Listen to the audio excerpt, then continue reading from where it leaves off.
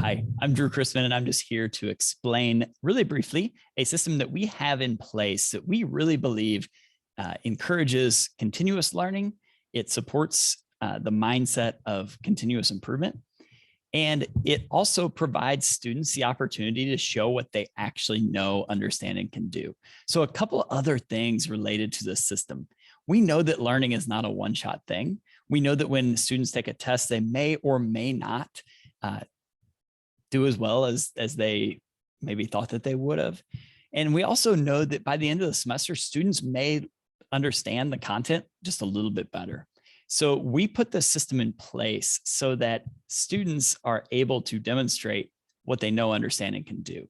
We want the grade to reflect that. And ultimately, we want to provide opportunities for that. And so what we have done is we have implemented a system that we call multiple opportunities to show mastery. And really, it's multiple opportunities to show what you know and can do, because we don't want our grade to just be reflected on one test, one day. We want it to be really accurately representing what students know, understand, and can do. So I'm just going to go through an example really quick to help demonstrate this and help you understand just a little bit more what this is going to look like in your math class. All right, so multiple opportunities to show mastery, multiple opportunities to show improvement, multiple opportunities to show growth in what you understand. So here is an example student. These scores may look like your scores, they may not. But this student on Unit 1, when they took the Unit 1 test, they got a 56%. Unit 2, they got a 68%. Unit 3, they got a 78%.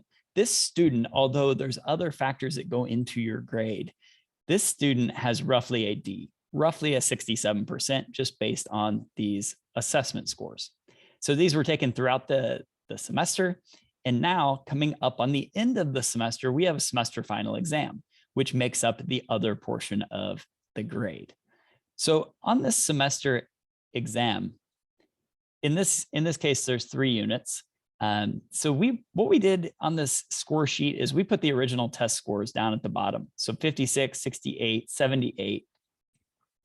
And then students, when they take this exam, the final exam is broken up into portions that are set up so that, questions 1 through 12 in this example are Unit 1. So it's divided up by units. And so you see this subscore. That subscore is really talking about what is the percentage of the questions that were Unit 1 questions did this student get correctly? So when the student does these problems, they get a score, percent correct, and that score is just going to go down below. So we pretty much give them subsections for each unit, and then they get a score for that. Now they get an overall score on the final exam, and again, that's factored in. But just looking at how these scores can change, let's look at an example. So maybe this student, 72% on these 12 questions. So they got 72% of those questions right for Unit 1. And then the second set of 12 questions was Unit 2. They got 50% of those correct. And then on Unit 3, they did really, really well. And they got 100% of those questions correct.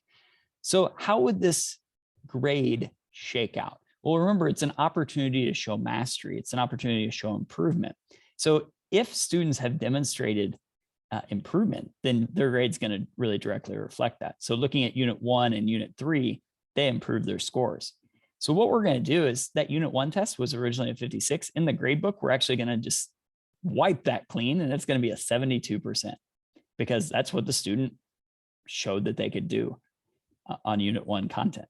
Now, Unit 2, the student did not improve. They got a 50%, and their original score is 68. So that 68 is not going to go anywhere, because at one period of time, they demonstrated 68% understanding. So we're just going to keep that there. We're not going to replace it with the 50, because again, it's an opportunity to show improvement. And the student did not improve on that section. So 68 stays. And then on the last section, they had 78. And they got 100% of the questions right. They got all the questions right on that subscore on the final exam. And so that 78's wiped out, and now it's 100% in the grade book. So these scores all have the opportunity to change and improve. And if they improve, we replace those in the grade book. So this semester grade was originally a 67. Now, this person has gone from a D to a B just based on the final exam. Now, what I always tell students is improvement doesn't happen by accident. It happens with intentionality. So going into this exam, you would want to look at your unit test scores and see how those were. So looking back at this student, 56%, 68%, and 78%.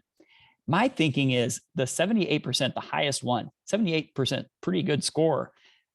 Maybe just like a few things that need to be reviewed there, a few things that need to be sharpened up, because that was a pretty solid score. Now, when I look at the 68 and the 56, those are large areas of improvement. And as a student, I probably didn't understand the content very well. So I need to spend more time there. And I spend more time there really because I can have the largest amount to improve. And I didn't understand it very well, or I didn't at least show that initially. So that's how we always typically encourage students to study, is study your lowest test score, because you have the largest opportunity for improvement. And it's the one that you didn't understand as much. Now, we are here to help. We are excited to provide this opportunity. And we just think it's something that it really communicates that the story's not over until the final semester's exam is taken and recorded. So anything can happen. And I have personally seen students go from failing to passing. And I've seen students go from C's to A's. So whatever camp you're in, you can get any score that you really want. If you get 100% on this final exam, you're going to get an A in the class. And for me, rightfully so. You should. So as you prepare for finals, as you're studying, really study with intentionality. And you have a tremendous opportunity, and all of your teachers are here to help guide you and lead you and support you in any way that we can. So we are so thankful that you are putting your best foot forward and that you're finishing the semester strong, and let us know how we can help.